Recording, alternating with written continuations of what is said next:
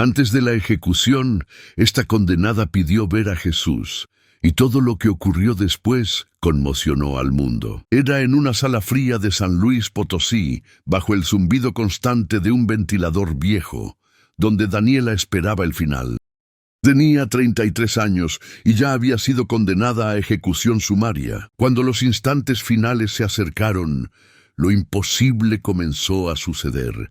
Jesús apareció. A partir de ese momento, todo cambió, y aquella ejecución se convirtió en el caso más perturbador que las Américas hayan visto. Y será revelado, con todos los detalles, ahora. El cuarto olía a desinfectante barato y metal frío. Daniela fue conducida hacia la muerte por un pasillo angosto a las 5:40 de la mañana, mientras San Luis Potosí aún dormía bajo un cielo sin estrellas. Sus pasos arrastrados resonaban contra el piso de cemento agrietado, cada sonido un recordatorio de que ese sería el último camino que sus pies recorrerían. 33 años de vida. 3 crímenes que habían conmocionado al país. Ninguna oportunidad de defensa que no hubiera sido ignorada, aplastada, silenciada por un sistema que había decidido, desde el principio, que ella era culpable. Ya no lloraba. Las lágrimas se habían secado semanas atrás, cuando el último recurso fue negado por un juez que apenas miró los documentos antes de golpear el martillo. Lo que quedaba ahora era un peso imposible de nombrar. No era miedo, no era rabia, era el cansancio profundo de quien gritó la verdad hasta quedarse sin voz. Y nadie, absolutamente nadie, quiso escuchar. El pasillo parecía interminable. Las paredes pintadas de verde hospital se descascaraban en algunos puntos, revelando capas antiguas de pintura amarillenta. Un lámpara parpadeaba en el techo, emitiendo un zumbido molesto que se mezclaba con el sonido de las botas de los guardias. Daniela sentía el peso de las esposas en las muñecas, la fricción del metal contra la piel, ya herida por semanas de uso continuo. Intentó recordar algo bueno. La risa de su madre, el olor de las tortillas recién hechas en la casa de su infancia, el sonido de la lluvia en la terraza. Pero todo parecía demasiado lejano, como si perteneciera a otra vida, a otra persona. La puerta de la sala de ejecución se abrió con un chirrido metálico, y sus pensamientos se volvieron hacia Dios. El ambiente era pequeño, claustrofóbico, sin ventanas, iluminado por lámparas fluorescentes que parpadeaban de vez en cuando, lanzando sombras irregulares sobre las paredes desnudas. Había sillas de plástico alineadas a un lado, todas ocupadas. Autoridades con trajes grises, rostros serios e indiferentes. Periodistas con libretas en mano, algunos con cámaras pequeñas sujetas al pecho. Familiares de las víctimas, sentados rígidos, los ojos fijos en ella con una mezcla de odio y alivio anticipado. Y curiosos, los que habían conseguido permiso especial para presenciar el fin de la criminal, como si fuera un espectáculo necesario para algún tipo de justicia personal. Se sentía como un animal en un zoológico. Daniela fue colocada en el centro de la sala, frente a una camilla metálica cubierta con una sábana blanca manchada por el uso. No se resistió. Ya no tenía sentido resistir. El director de la prisión, un hombre de mediana edad, con bigote gris y mirada perpetuamente cansada, comenzó a leer el protocolo. Su voz sonaba mecánica, como si repitiera aquello desde hacía años sin realmente escuchar lo que decía. Mencionó el número del proceso, los crímenes, la sentencia final. Todo sonaba distante, irreal, como si le ocurriera a otra persona. Daniela miró a los testigos. Algunos desviaban la mirada cuando sus ojos se cruzaban. Otros la observaban con frialdad, esperando el momento en que finalmente pagara por lo que creían que había hecho. Pero ella sabía la verdad. Siempre la había sabido. Y Dios también. Él siempre lo sabe todo. Cuando el director terminó de leer, el equipo médico se acercó. 2 hombres con batas blancas, rostros inexpresivos, moviéndose con eficiencia clínica. Uno sostenía una bandeja con jeringas. El otro ajustaba las correas de la camilla. Fue entonces cuando algo dentro de Daniela se rompió. No por desesperación, sino por una claridad absoluta. Levantó la cabeza. Sus ojos, antes apagados, vacíos, derrotados, brillaron con algo que nadie allí esperaba ver. No miedo, no súplica. Era una dignidad extraña, casi serena, como si acabara de recordar algo importante, algo que había olvidado en medio de todo ese dolor. Y habló, bajó, pero lo bastante firme para que todos la oyeran. Antes de morir, déjenme ver a Jesús. El silencio que siguió fue más pesado que cualquier palabra. Algunos de los presentes intercambiaron miradas incómodas. Una periodista contuvo una risa nerviosa, escondiendo el rostro tras su libreta. Uno de los guardias bajó la vista, avergonzado, como si algo sagrado hubiera sido pronunciado en un lugar profano. Daniela notó cómo muchos de los presentes ni siquiera creían en Cristo. El director se acomodó los lentes, miró a su alrededor, indeciso. No sabía si aquello era un pedido legítimo o solo el último grito de locura de una condenada. Pero algo en su voz, en la firmeza de esas palabras, lo hizo dudar. Hizo un gesto vago con la mano, una especie de permiso silencioso para que ella tuviera unos segundos de oración. Daniela cerró los ojos. Y entonces ocurrió. Una luz suave empezó a llenar la sala. No provenía de las lámparas fluorescentes, sino de ningún lugar y de todos al mismo tiempo. No era brillo, era presencia. El aire se volvió distinto, más cálido, más vivo, como si algo antiguo, eterno y sagrado hubiera entrado en ese espacio asfixiante de muerte. Jesús estaba detrás de ella. Nadie más podía verlo, pero ella lo sentía. Sentía el toque leve, casi imperceptible, sobre su hombro. Sentía el peso de su presencia que, al mismo tiempo, calmaba el terror e incendiaba algo profundo dentro de ella. Esperanza. Él no habló, no hacía falta. Y en el instante exacto en que su mano se posó sobre ella, uno de los empleados, un hombre con gafas que sostenía una carpeta de documentos viejos, tropezó. Nadie vio con qué.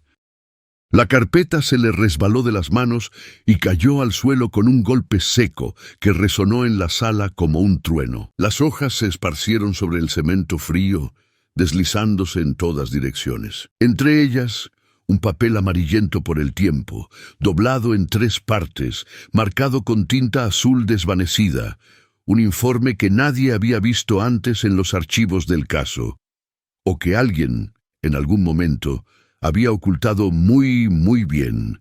Todos miraron aquel papel. El director frunció el ceño. Uno de los abogados se inclinó hacia adelante, tratando de leer lo que decía. Un periodista se levantó, apuntando su cámara. Y Jesús permanecía allí, de pie detrás de Daniela, inmóvil, radiante, mirando el documento esparcido en el suelo, como quien dice, sin palabras, la verdad está aquí. Siempre ha estado. Algo estaba por comenzar. Algo que ninguna autoridad, ningún sistema, ninguna mentira podría contener ya. Una revelación nunca antes vista en ningún tribunal estaba a punto de suceder. El empleado de gafas se agachó rápidamente, las manos temblorosas, mientras trataba de recoger los papeles esparcidos por el suelo frío. Sus huellas quedaban marcadas en el polvo del cemento, pero algo lo hizo detenerse. El papel amarillento estaba abierto frente a él, y las primeras líneas, escritas en una caligrafía técnica y meticulosa, a los ojos como un grito silencioso. Tomó el documento con cuidado, como si tocara algo explosivo, y lo leyó de nuevo para asegurarse de no estar equivocado. No lo estaba. El director notó el cambio en su expresión y se acercó, molesto por la demora. Pero el joven no se movió. Solo levantó el papel, la mano aún temblando, y susurró: «Señor, creo que tiene que ver esto».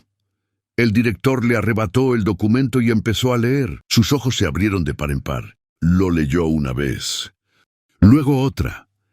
Y por primera vez en toda esa mañana pareció realmente perturbado. Era un informe pericial, antiguo, fechado semanas antes del juicio de Daniela. Y lo que decía allí contradecía completamente, de forma absoluta e irrefutable, la acusación que la había condenado.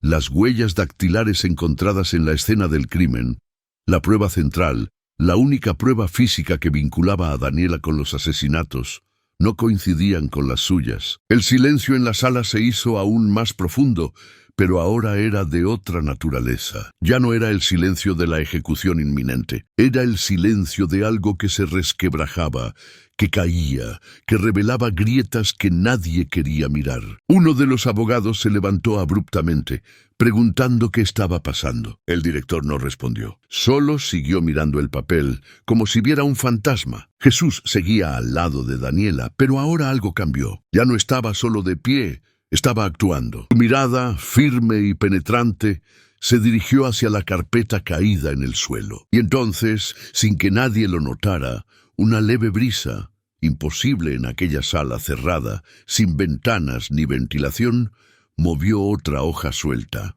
La hoja se deslizó por el suelo, deteniéndose justo frente a los pies del director. Él miró hacia abajo confundido. Tomó el papel. Era otro documento, un registro de llamada telefónica, anónima, hecha 3 días después del arresto de Daniela. La transcripción estaba allí. Han detenido a la persona equivocada. Ella no hizo nada. ¿Ustedes saben quién fue? La voz era masculina. El registro indicaba que la llamada se había hecho desde un teléfono público en la avenida Carranza, cerca del Mercado Central. Pero el documento tenía una anotación manuscrita, garabateada al margen en tinta roja. No anexar al expediente. Irrelevante. Irrelevante. Alguien había decidido que esa prueba, una llamada alertando que la policía acusaba a la persona equivocada, era irrelevante. El director levantó la vista y miró al equipo a su alrededor diciendo, ¿cómo es que estos documentos no estaban en el expediente? Nadie respondió. Daniela, aún de pie en el centro de la sala, sentía a Jesús a su lado. No podía verlo con claridad. La luz que emanaba de él era demasiado suave para describirse, pero demasiado intensa para ignorarse. Y entonces, por primera vez desde que él apareció, lo escuchó, no con los oídos, con el corazón. Estoy abriendo las puertas. Cada puerta que ellos cerraron, yo la estoy abriendo. Sintió lágrimas cálidas deslizarse por su rostro. No de desesperación, sino de algo que no sentía hacía meses.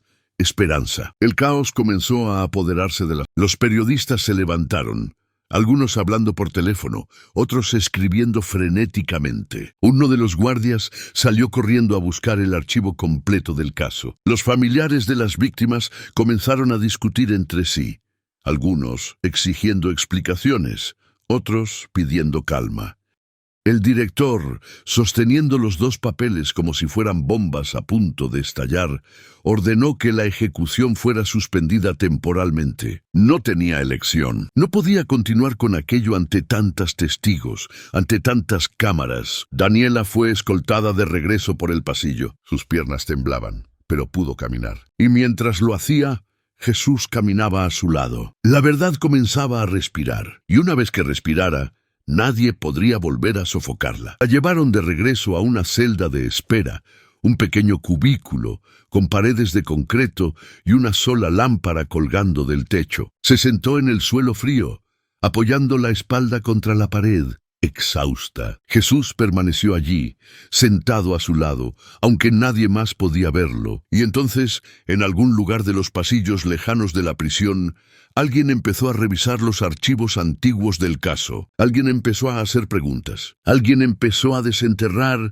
lo que había sido enterrado. Y en medio de pilas de documentos polvorientos, guardados en una sala cerrada en el sótano del tribunal, otra pieza de la verdad esperaba ser encontrada. Una grabación, una cinta de audio que nunca llegó al expediente. Jesús miró a Daniela y por primera vez sonrió. No de alivio, sino de certeza. ¿La encontrarán? Yo los guiaré hasta ella. Y así, mientras el sol empezaba a salir sobre San Luis Potosí, lanzando su primera luz dorada sobre los techos antiguos de la ciudad, la verdad comenzó a resquebrajar las bases de la mentira que había aprisionado a Daniela.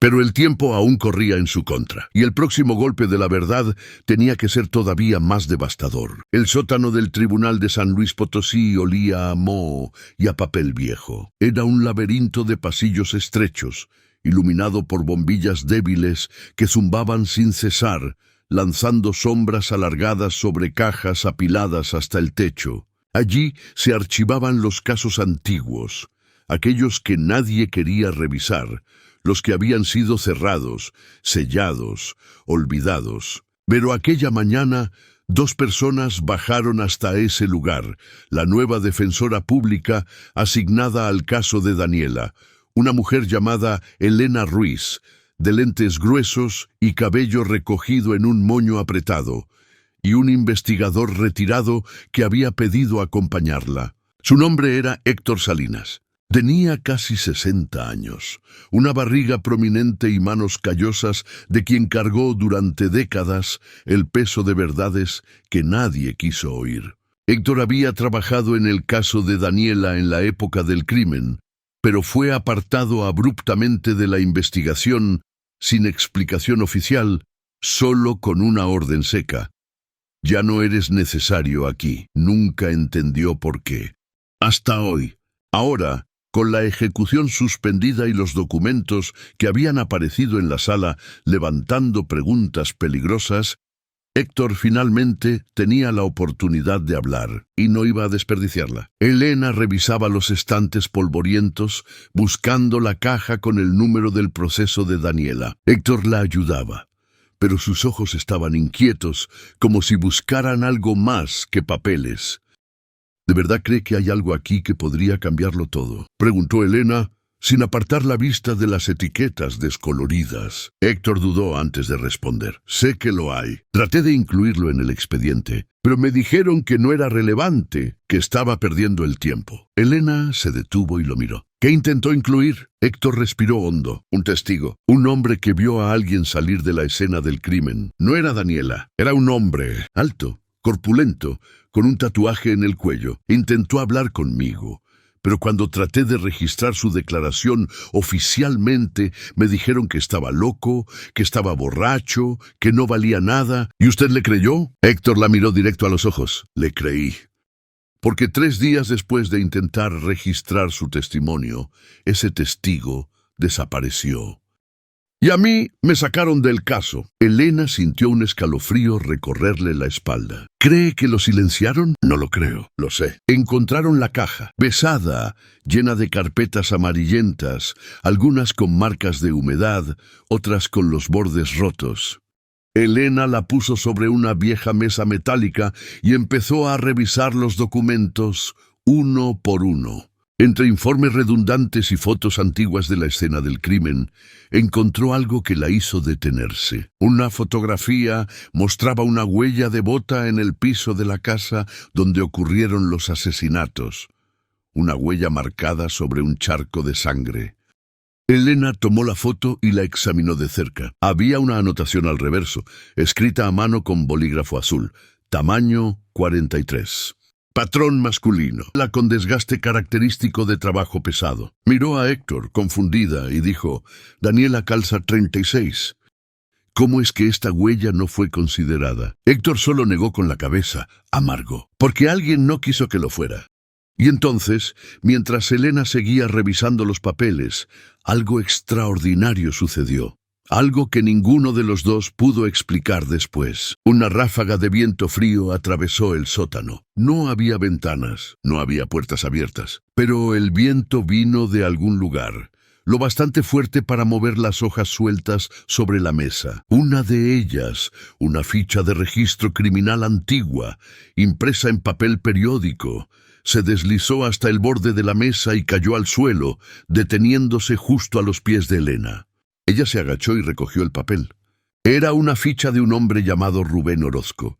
La foto mostraba un rostro duro, ojos pequeños y penetrantes, un tatuaje oscuro subiendo por el cuello. La descripción física estaba impresa en letras desvaídas. Altura 1.82, peso aproximado 95 kilos, talla de calzado 43. Elena leyó el historial criminal. vínculos con narcotráfico, extorsión, sospecha en 3 homicidios nunca probados. Y al final de la ficha, una anotación manuscrita que le hizo latir el corazón con fuerza. Interrogado en relación con el caso 4682B, asesinatos en la calle Morelos. Liberado por falta de pruebas. Se recomienda vigilancia. Caso 472B. El caso de Daniela. Héctor tomó la ficha de las manos de Elena y sus ojos se abrieron de par en par. Lo recuerdo. Pedí que lo investigaran. Dije que estaba vinculado con la escena, pero me dijeron que tenía coartada, que no había nada contra él. Elena volteó la ficha y leyó la última anotación, escrita en rojo. El sospechoso salió del país el 12 de septiembre. Destino, Guadalajara. Sin orden de captura emitida. 12 de septiembre. 3 días después del arresto de Daniela, Elena sintió el peso de aquello caer sobre ella como una ola. Lo dejaron escapar. Héctor apretó los puños. O lo ayudaron. En ese mismo instante, mientras ambos permanecían en silencio, digiriendo la gravedad de lo que habían descubierto, Daniela estaba en su celda y Jesús estaba a su lado. No dormía. No podía. Su cuerpo temblaba, no de frío, sino por la intensidad de todo lo que estaba ocurriendo. Había pedido verlo, y él vino. Pero no solo vino, estaba actuando, moviendo piezas, abriendo puertas, derribando muros. Jesús puso la mano sobre su cabeza, un gesto suave, paternal, y Daniela escuchó de nuevo aquella voz silenciosa que resonaba dentro de su pecho. Ellos están encontrando. Cada mentira está siendo deshecha, pero debes mantenerte firme, porque lo que viene dolerá antes de sanar. No entendió del todo lo que significaba, pero confió. Mientras tanto, Elena y Héctor subieron corriendo, llevando la ficha de Rubén Orozco y la foto de la huella. Sabían que debían actuar rápido. El plazo para anular la ejecución se agotaba, y si no presentaban algo concreto en pocas horas, el Estado podía reanudar el proceso. Pero ahora tenían un nombre, un rostro. Una prueba física que lo cambiaba todo. Y en algún lugar de Guadalajara, Rubén Orozco seguía libre, convencido de que nunca lo encontrarían. No sabía que Jesús estaba guiando cada paso de esa investigación. El reloj en la pared del tribunal marcaba las 2:20 de la tarde. Elena Ruiz estaba sentada frente a una mesa cubierta de papeles, fotografías y notas garabateadas a toda prisa. Le ardían los ojos de cansancio, pero no podía detenerse. No ahora. No cuando estaba tan cerca. A su lado, Héctor Salinas hablaba por teléfono con alguien del Departamento de Registros Criminales tratando de rastrear el paradero actual de Rubén Orozco. La conversación era tensa, llena de pausas largas y respuestas evasivas. Cuando finalmente colgó, su expresión era de frustración. Nada. Dicen que no hay registro de entrada o salida del país desde que fue a Guadalajara. Es como si hubiera desaparecido. Elena golpeó la mesa con la pluma. Nerviosa. No desapareció. Alguien lo está protegiendo. Héctor la miró serio. ¿O está muerto? No quiso pensar en esa posibilidad. No aún. Porque si Rubén estaba muerto, la oportunidad de probar la inocencia de Daniela moría con él. El plazo era implacable. Tenían hasta las 6 de la tarde para presentar algo irrefutable al juez encargado de la revisión del caso. De lo contrario, la ejecución se reprogramaría para la mañana siguiente. 4 horas.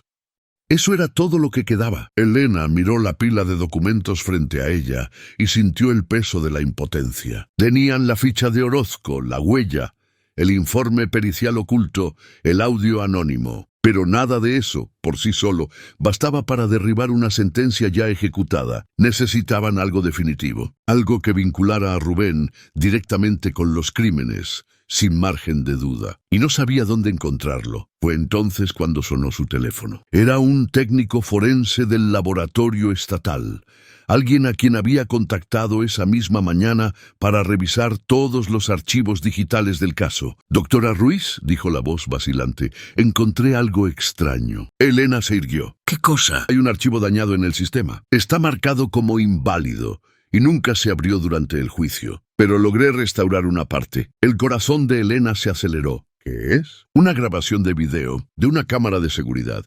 Casi deja caer el teléfono. ¿De dónde? De una farmacia en la avenida Universidad. Fecha: el día de los crímenes. Hora: entre las 8:15 y las 9 de la noche. Elena cerró los ojos, conteniendo la emoción. Mándemelo ahora, por favor. Se lo envío. Colgó y miró a Héctor, las manos temblando. Encontraron una grabación. Segundos después, llegó el correo. Elena abrió el archivo en su viejo laptop, que tardó unos segundos en cargar. La pantalla parpadeó, llena de interferencias, pero entonces la imagen apareció. Era una grabación en blanco y negro, con un ángulo alto que mostraba el interior de una pequeña farmacia. El mostrador, los estantes, la puerta de entrada. En la esquina inferior, el reloj marcaba 20:37.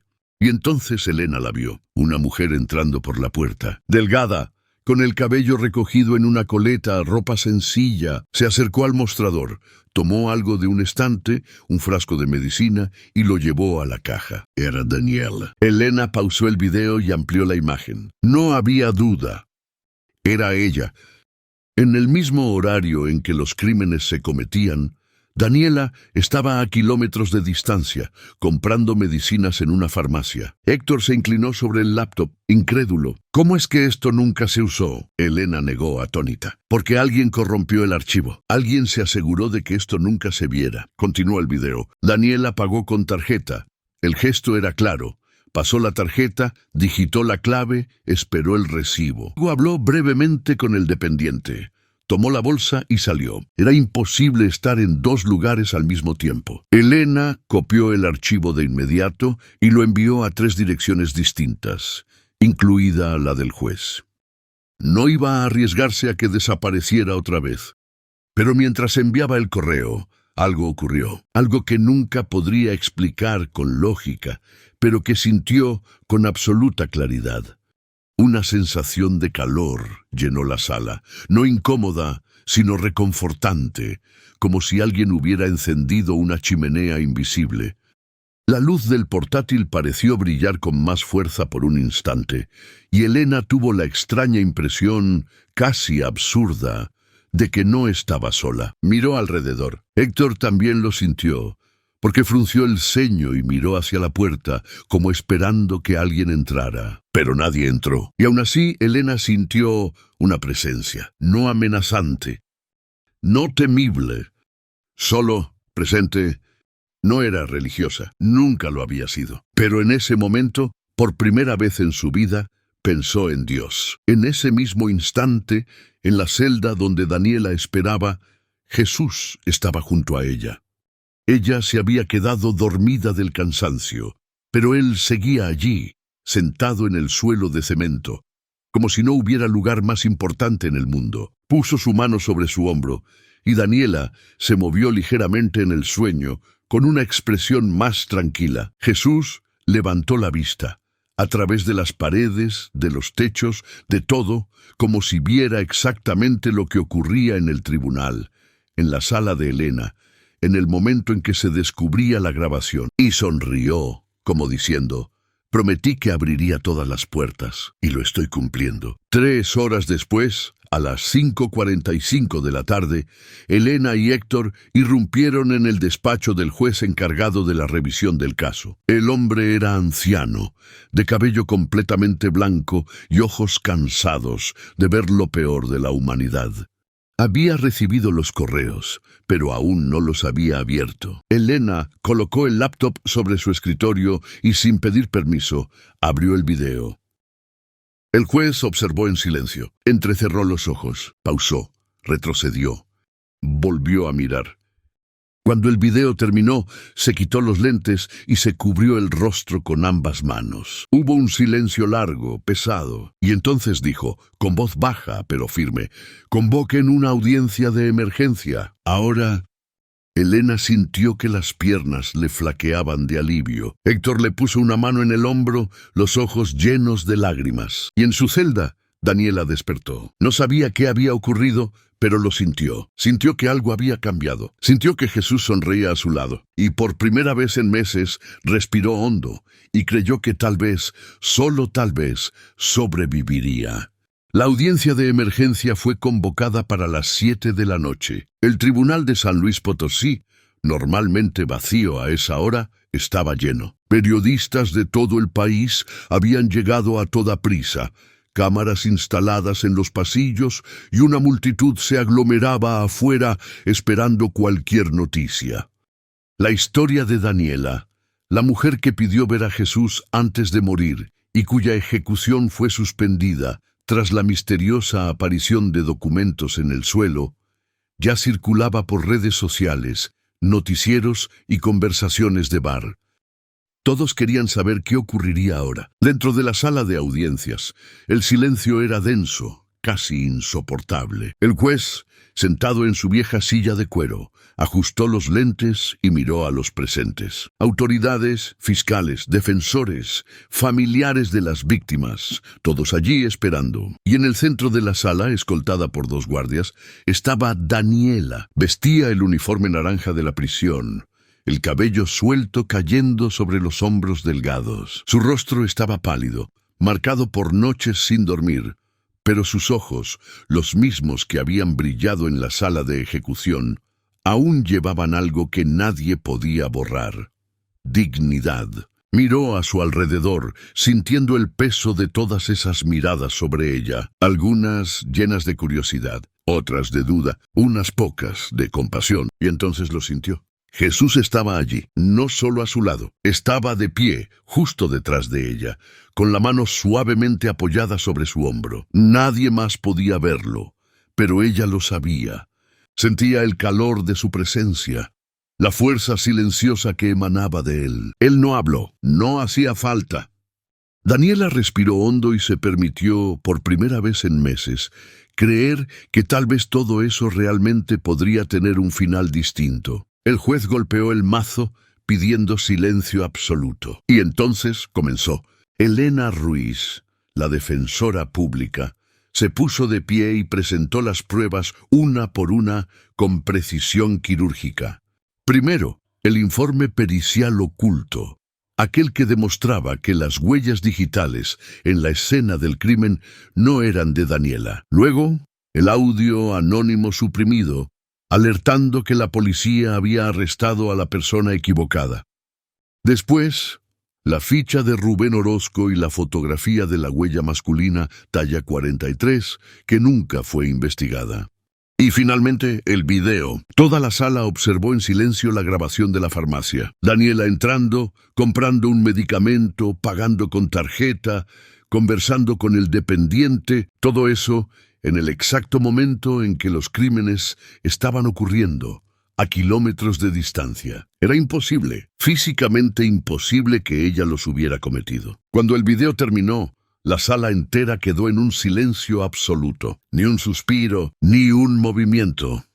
El fiscal, un hombre de mediana edad que había construido toda su carrera sobre la condena de Daniela, permaneció sentado, pálido, incapaz de decir nada. Lo sabía, todos lo sabían. Se quitó los lentes lentamente y miró directamente a Daniela. Sus ojos, antes duros y cansados, ahora reflejaban algo diferente, tal vez arrepentimiento, tal vez horror ante lo que casi había sucedido. Respiró hondo y, con voz firme pero pesada, declaró: tras el análisis minucioso de las pruebas presentadas, pruebas que fueron ocultadas, alteradas y negligentemente ignoradas durante el proceso original, este tribunal declara que Daniela Morales Cruz no cometió ninguno de los crímenes por los cuales fue condenada.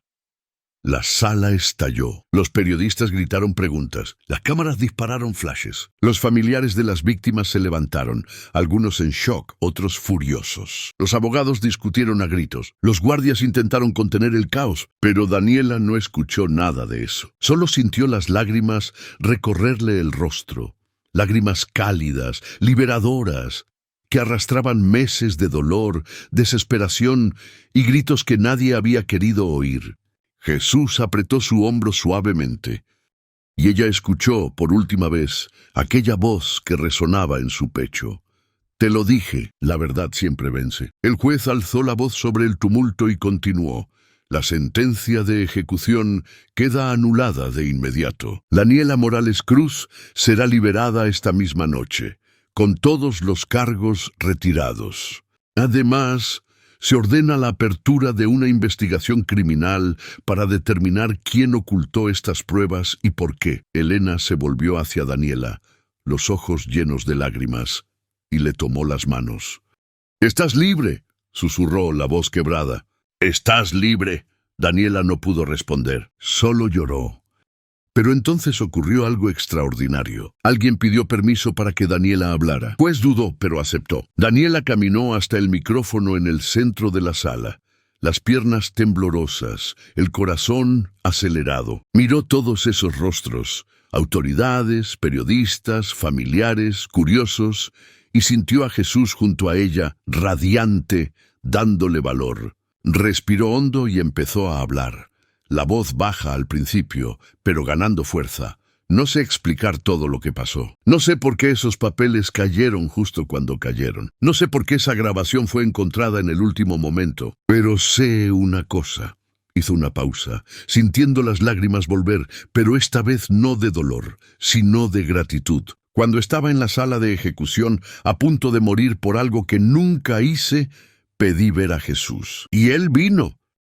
No me abandonó, no me dejó sola. Y todo lo que ocurrió después no fue casualidad. Fue Él actuando, moviendo, abriendo puertas que parecían cerradas para siempre.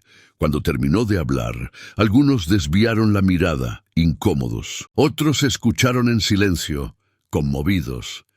Y entonces, algo que nadie esperaba sucedió. Una de las cámaras de televisión, transmitiendo en vivo para todo el país, captó algo imposible de explicar. Un rayo de luz dorada, suave pero inconfundible, atravesó la sala y se posó justo detrás de Daniela, envolviéndola como un abrazo luminoso. Los técnicos en la unidad móvil miraron los monitores, confundidos. No había ninguna fuente de luz en esa dirección. Ninguna ventana, ningún reflector, nada. Pero la luz estaba allí. Millones de personas que veían desde sus casas lo presenciaron y nadie pudo explicarlo. Daniela terminó su declaración y regresó a su asiento. Le quitaron las esposas. Se firmaron papeles, se emitieron órdenes y a las 9:23 de la noche, Daniela Morales Cruz salió del tribunal, libre. La multitud afuera estalló en gritos, algunos de alegría, otros de confusión, otros de rabia. Las cámaras la rodearon. Los periodistas la bombardearon con preguntas. Pero ella no se detuvo a responder, solo caminó por las calles antiguas de San Luis Potosí, bajo la luz tenue de los postes, sintiendo el aire fresco de la noche acariciar su rostro por primera vez en meses. Sintiendo la libertad, esa palabra que había parecido imposible, demasiado lejana, muerta, respirando dentro de ella otra vez. Y Jesús caminaba a su lado. Nadie más lo veía, pero ella sabía que Él estaba allí. Cuando llegó a una pequeña plaza, cerca de la iglesia de San Francisco, Daniela se detuvo. Miró el cielo estrellado. Respiró hondo y susurró, «Gracias». Jesús sonrió, no como alguien que acababa de hacer un milagro, sino como quien simplemente cumplió una promesa. Y entonces, suavemente, comenzó a desaparecer. No de forma brusca, sino como una luz que se disuelve en el amanecer. Daniela lo sintió y entendió.